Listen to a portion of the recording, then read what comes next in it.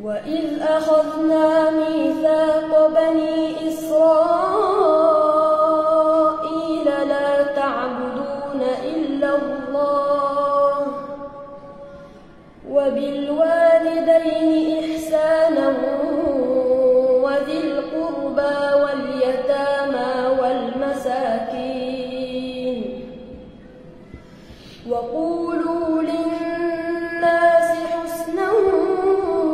وأقيموا الصلاة وآتوا الزكاة ثم توليتم إلا قليلا منكم وأنتم معرضون وإذ أخذنا ميثاقكم لا تسفكون دماءكم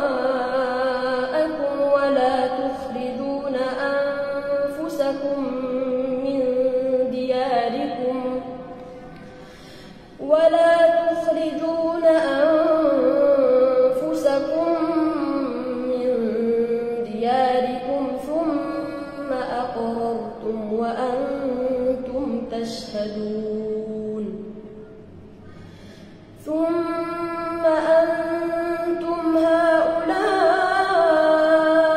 تقتلون أنفسكم وتخرجون فريقا منكم من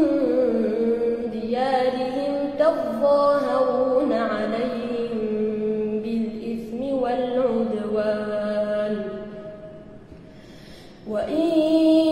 يأتوكم أسارى تفادوهم وهو محرم عليكم إخراجهم أفتؤمنون ببعض الكتاب وتكفرون ببعض فما جزاء من يفعل ذلك منكم إلا خزي في الحياة الدنيا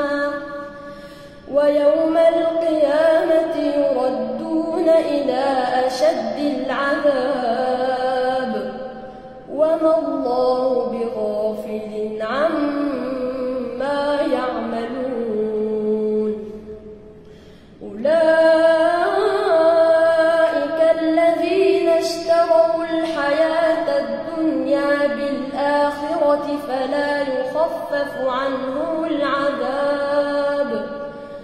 فلا يخفف